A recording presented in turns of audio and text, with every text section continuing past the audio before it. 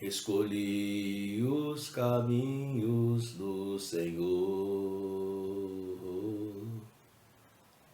Escolhi os caminhos do Senhor. Os caminhos do Senhor são caminhos de sabedoria.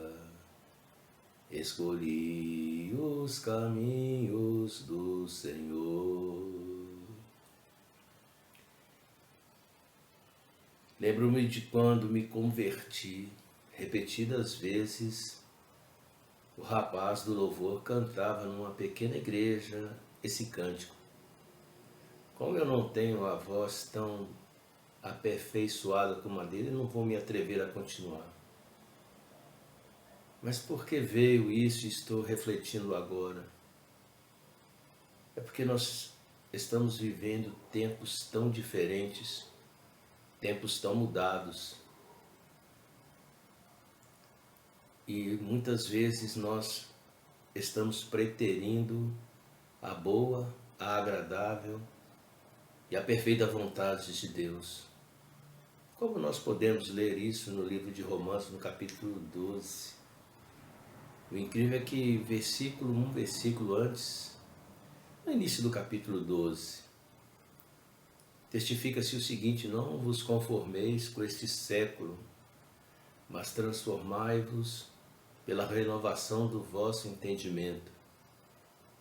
E algo que tem me assustado por demais é que na época não havia, ou pelo menos eu não sei se porque era mais novo ou era novo convertido, eu não tinha conhecimento de tantas ideologias, de tantas filosofias deturpadas que engendraram, infelizmente, na doutrina cristã. Hoje tem crente, tem líder, tem ideologias para tudo enquanto é gosto. Eu mesmo, se não fosse, e eu dou graças ao líder da minha igreja, que tem uma palavra bastante cristocêntrica, eu estava chafurdando em ideologias, ainda que conservadoras, e é digno isso, eu não estou questionando quem vive e quem abarca ou abraça essas ideologias. Mas a grande realidade é que eu estava numa luta ferrenha, escrevendo poesias, ainda faço isso, mas de uma forma bem mais branda. Não que eu tenha preterido os valores cristãos que primam pelo conservadorismo, mas a grande verdade é que estava havendo uma luta ferrenha, uma digladiação terrível entre esquerda e direita, e quando o líder que eu desejava que ganhasse as eleições perdeu, eu fiquei, confesso, extremamente frustrado. Mas nesse dia esse líder falou algo tão tremendo que simplesmente ele pegou esse meu livro, depois que ele falou, e tirou da prateleira das ideologias e subiu com ela para a prateleira de cima. Ou seja, o cristianismo tem que estar acima de toda e de qualquer ideologia, toda e qualquer filosofia. Nós estamos vivendo um pragmatismo tão deturpado, onde os fins justificam os meios que estão sendo usados. Eu costumo afirmar que os fins justificam os meios, quando o meio que está sendo usado não deturpa o princípio. E o princípio é esse livro.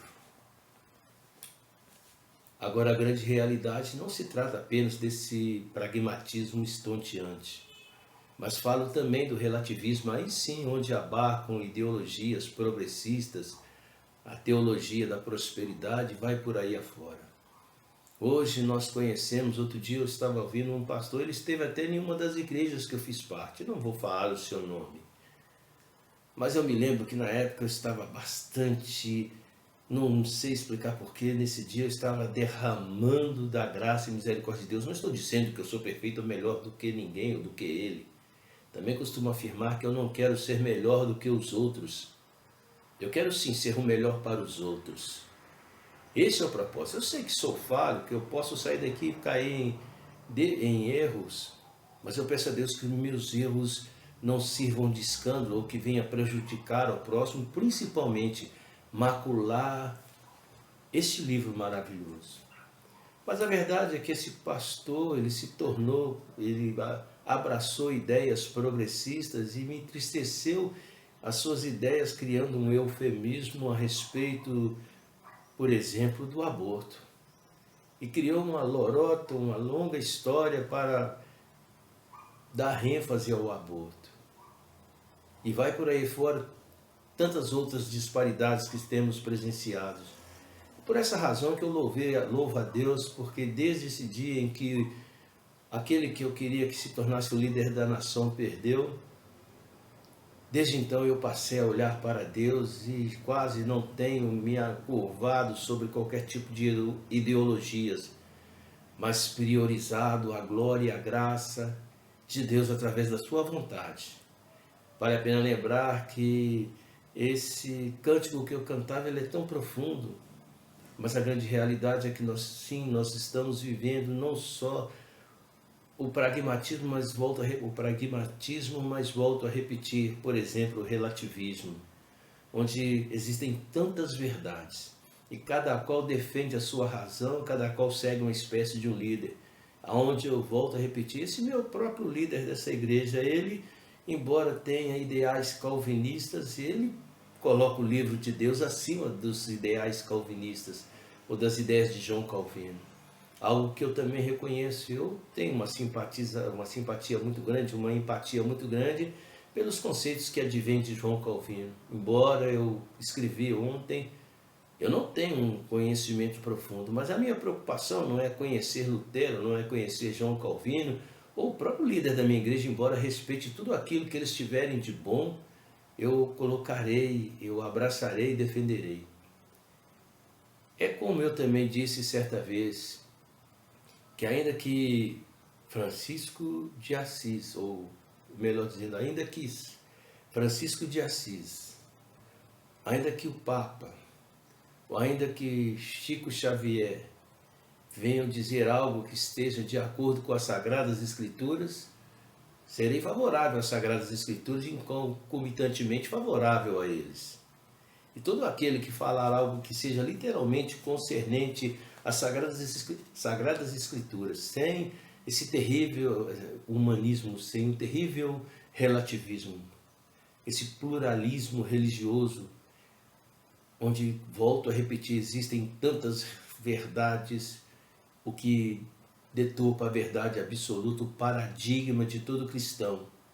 E glória a Deus que eu coloquei o paradigma sobre tudo e sobre todos. Como falei sobre o humanismo, novamente me entristece hoje ver tantas ideologias e filosofias. A filosofia do coach, onde o homem vê sua alma sublevada, onde o homem se torna o centro, que não é muito diferente da teologia da prosperidade, onde não existe a renúncia, o arrependimento pelo pecado, onde não se visa acima de tudo primeiro a glória de Deus, porque o sentido da vida cristã é primeiro Deus, depois o próximo, depois a nós mesmos. Aí sim, isso é viver o cristianismo. A grande realidade é que em meio a tantas disparidades, talvez até com certeza existia, não com essa contundência de hoje, mas em meio a tantas disparidades, desde o dia que eu vi a pregação simples, sem essas palavras difíceis que eu aprendi, mas naquele dia eu tomei uma ducha de água fria, e desde então eu defendo não um líder religioso, não um líder político, não um grande filósofo. E ainda que Deus ressuscitasse Calvino, Lutero, seja lá quem for, eu seguiria aquilo que eles têm de verdade para me mostrar. E ainda que se achegue perto de mim um dos maiores, digamos assim, heréticos, mas se ele disser algo que seja concernente às Sagradas Escrituras e concomitantemente inerente à palavra de Deus, terá o meu respeito. Bendito seja o teu santo nome, Deus meu e Rei meu.